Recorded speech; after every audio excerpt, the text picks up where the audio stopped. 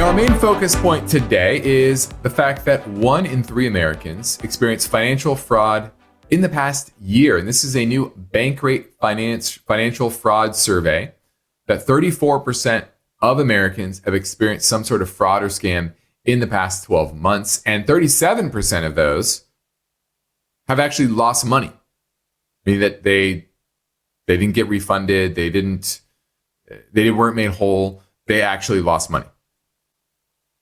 It's not a small amount. You're talking roughly 10% of Americans.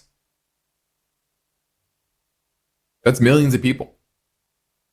Now, they're usually enticed by things like the fact that they won some sort of a prize, usually somebody posing as a recruiter, trying to gain information from them, some sort of investment scheme that they fell prey to. Meme coins, that's a common one, especially for the younger cohort. And there's even threats of holding a loved one hostage. That one is common for the elderly. Now, more than 2 in 3 Americans have experienced financial scam or fraud at some point.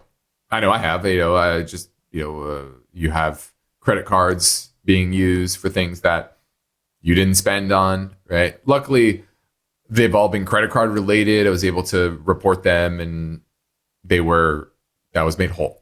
So I haven't lost any money, luckily. But I can't say the same for millions and millions of Americans. Now, 30% of those that have experienced some sort of fraud or scam have seen more than one. So they see multiple types here. Now, more Americans that faced a scam or fraud in the past 12 months said they did so because the person accessed some sort of financial information, bank account, credit card, like I said, social security number. But 57% said they were unsuccessful. So that's good. But that's where things can go awry. Okay, they are accessing some sort of personal information. And the worry here is twofold. There's a great wealth transfer. A lot of older boomers have money. And as they advance in age, they're more susceptible to financial fraud, especially digitally, where they click on phishing scams, they respond to people posing as somebody that they're not, etc.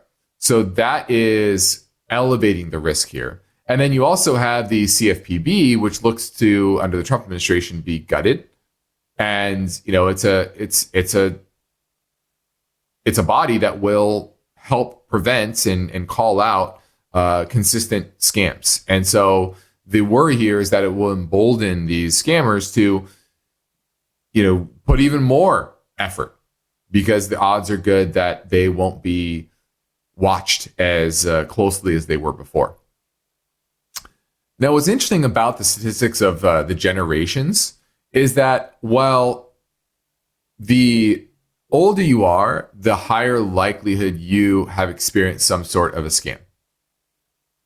But it's not dramatic. Boomers are at 73%, Gen X at 71%, Gen Z at 63%, and millennials at 64%. So it kind of goes down based on age.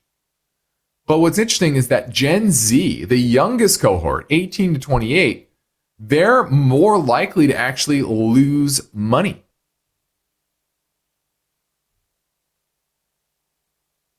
Basically, that they handed over money for what's often a phony service, or a meme coin, for example.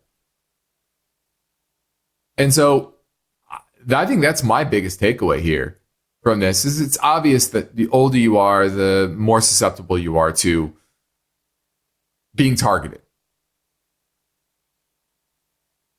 But when it comes to actually handing over money, the younger generation will do it more often. Now, part of that could be, hey, the older you are, the more you've seen every little trick in the book, and you can avoid that.